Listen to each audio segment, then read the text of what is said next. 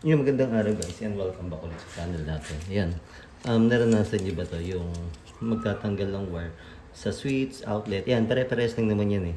Tapos nahirapan kayo. Or minsan nababasag, natitipak ito. Yan. Yan. Yan, kahit hilahin nyo. Hindi. Huwag nyo hilahin kasi pwede yan mabasag. Ang sikreto ng pagtanggal ng wire, kung napansin nyo, ang kulay white na yon doon sa dulo o sa loob yung ating switch, outlet, yan. Kasi yan, kahit nakalabas na yung copper, hindi naman tatanggal yan eh. Gawa nakalaki yan. Yun, ipe-press nyo lang. Pag press na yun, mahihila nyo na tong wire na to nang hindi nasisira or nababasag either switch or outlet. Pakita ko sa inyo.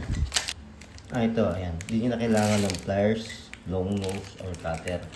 Screwdriver lang. Flat screwdriver. Yung white na yun, yung pinakita ko sa inyo, papasok nyo itong screwdriver, then tutuunan nyo, or ipe-press nyo lang. Press nyo ganyan, di ba? Tinrest nyo to. Hihilahin nyo lang to. Minsan, medyo maganit. Meron naman minsan na paghila nyo, yun, napakabilis matanggal. Yan.